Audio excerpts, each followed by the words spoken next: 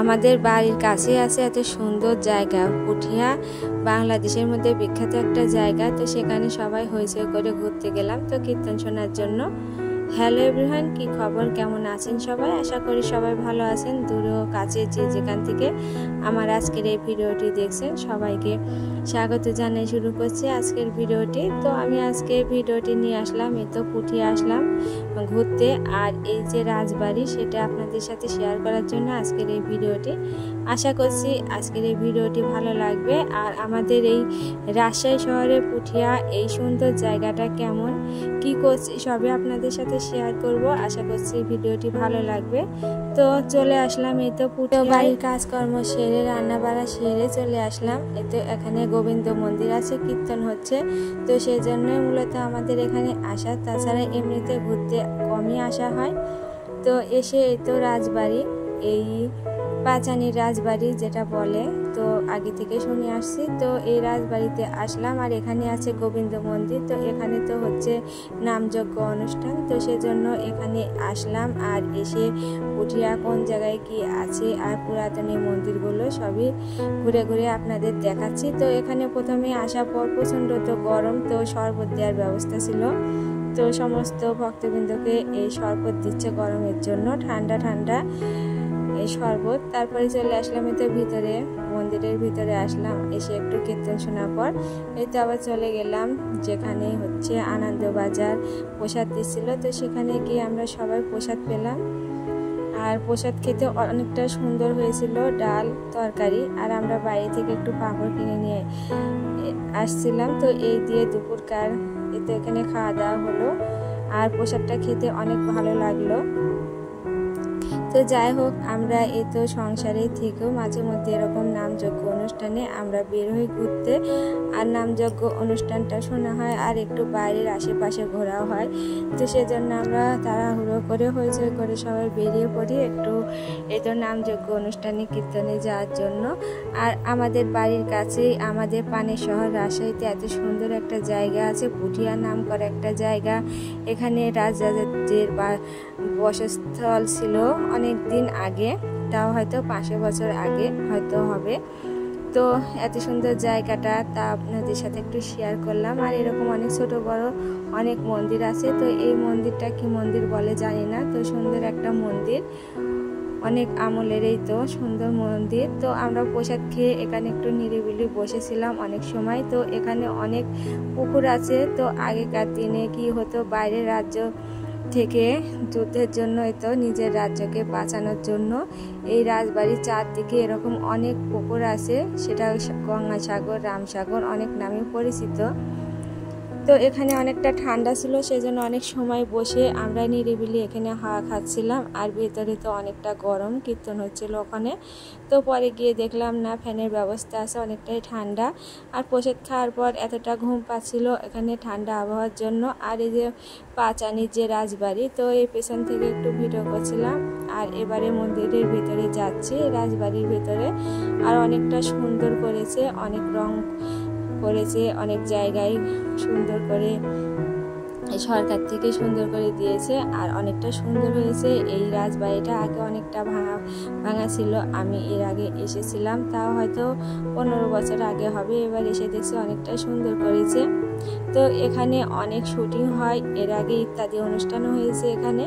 তো আশাই হয় না, তবুও তাড়াতাড়ি করে কাজ সেরে এই তো চলে আসলাম। আর এসব জায়গায় তো ঘুরতে অনেক ভালো লাগে, আর ছেলে মেয়েরা তো এসব জায়গায় আসতেই পারে না। তো তাদের দেখানোর জন্য চলে আসলাম, একটু ঘোরাঘুরি করার জন্য, তাদের প্রাচীন আমলের জিনিসগুলো একটু দেখানোর জন্য। আর ওই যে সামনে একটা আছে হাজারদুয়ারের দরজা, তো ওই ঘরে তো গেলে কোন দরজা থেকে কোন দরজায় বের হবে সেটা তো বোঝাই যায় না। আর এই রাজার আমলের যে এটা রাজমহল, সেটা অনেকটা নষ্ট হয়ে গিয়েছে, তবু সরকার থেকে কিছু কিছু জায়গা অনেক সুন্দর করা হয়েছে। তো আমার মেয়ে তো সিঁড়ি দিয়ে উপরে একটু উঠছিল। তো এবারে আবার চলে আসলাম কীর্তনে, অনেকটা ঘোরাঘুরি হলো সেই দুপুর থেকে। তো বাইরে 1 ঘন্টার মতো ছিলাম। তো এবারে এসে কীর্তন শুনলাম। তো কীর্তনের জায়গাটা বিশাল বড়, আর এখানে গোবিন্দ মন্দির আছে, সেই প্রাচীন আমল থেকে। তো এখানে হচ্ছিল সেই কীর্তনটা। তো এখানে এই কীর্তন শোনার জন্য আমরা সবাই চলে আসলাম। আর অনেক সুন্দর সুন্দর দলও এসেছে। আর এই তো মেয়েদের যে দলটা, এই দলের কীর্তনটা অনেকটা ভালো লাগছিল। তো অনেক সময় এখানে ছিলাম আর কীর্তন শ্রবণ করছিলাম। আর এখানে জায়গাটা অনেক বড়, তো গরম মনে হলো, কিন্তু ফ্যানের ব্যবস্থা ছিল, অতটা গরম লাগে নাই। তো অনেক সময় আমরা এই কীর্তন শ্রবণ করছিলাম। তো এর আগে অনেক দিন হলো এখানে এই নামযজ্ঞ অনুষ্ঠান হচ্ছিল, কিন্তু আমাদের যাওয়া হয় নাই। তো এবারে যখন সাথে পেলাম তো সবাই মিলে হইচই করে বেরিয়ে পড়লাম। তো পুঠিয়া এই তো রাজবাড়িতে নামযজ্ঞ অনুষ্ঠানে।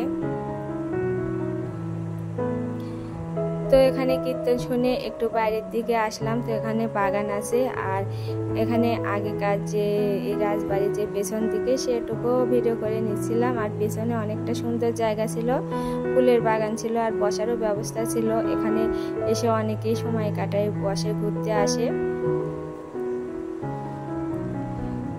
তো এবারে যাচ্ছি রানী যেখানে চান করতো সেই পুকুরে। আর যে পেছনে একটা ছোট্ট মন্দিরের মধ্যে দেখতে পাচ্ছেন, এখানে শুনেছি রানী আহ্নিক করতো, মানে পূজা পার্বণ করতো।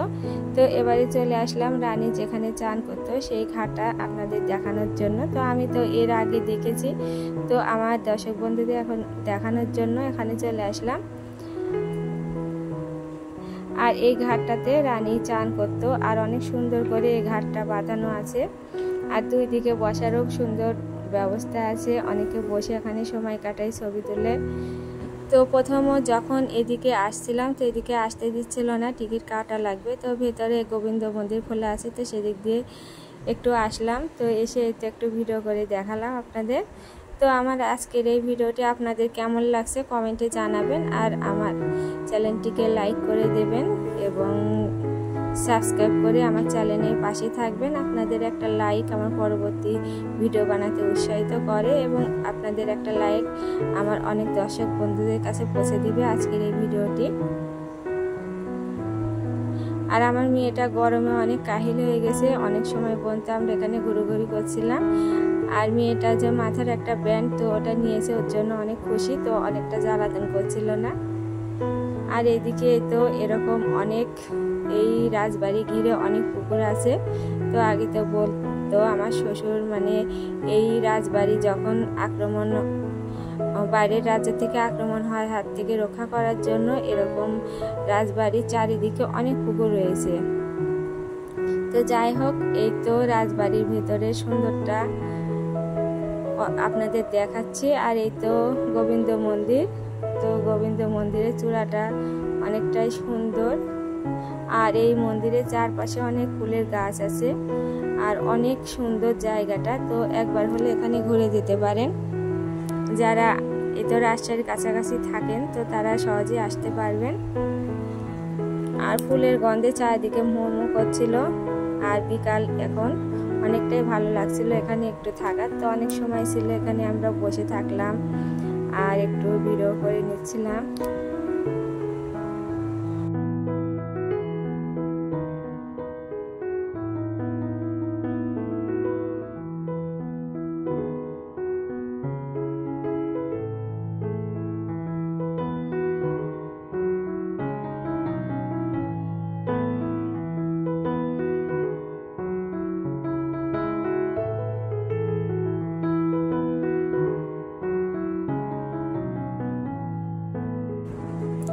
আর এই মন্দিরের দেওয়ালে আগেকার দিনে অনেক সুন্দর করে খোদাই করা ছিল, অনেক সুন্দর ছিল। এগুলো তো আমরা আগে কখনো দেখি নাই, তো খুঁটিনাটি করে একটু ভিডিও করছিলাম।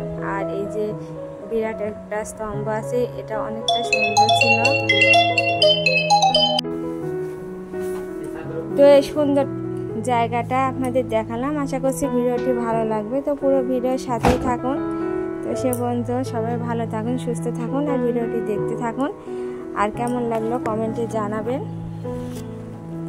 আর যারা রাজশাহীর আশেপাশে থাকেন বা একটু দূরে থাকলেও সহজে ঘুরে আসতে পারেন এই পুঠিয়া, অনেক সুন্দর জায়গা দেখার জন্য।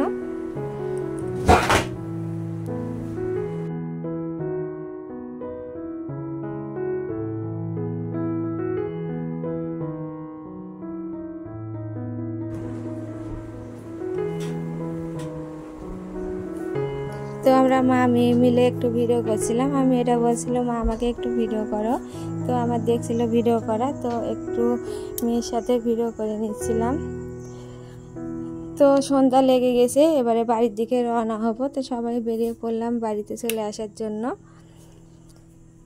আর এই সন্ধ্যাবেলায় রাজবাড়িতে অনেকটা আলো দেওয়া ছিল, সেজন্য আলোর জন্য ভালো লাগছিল, তো একটু আবার ভিডিও করে নিচ্ছিলাম। আর একটু রাত হলে অনেকটা সাজানো আছে এই রাজবাড়িটা, তো আর অনেকটা রাত হয়ে যাবে, সেজন্য দেরি করলাম না। তো এই তো সন্ধ্যা লেগে গেছে, তো তাড়াহুড়ো করে আবার সবাই বেরিয়ে চলে আসলাম বাড়িতে। তো আমার ভিডিও এ পর্যন্তই। সবাই ভালো থাকবেন, সুস্থ থাকবেন, আর আমার চ্যানেলের সাথেই থাকবেন। নমস্কার।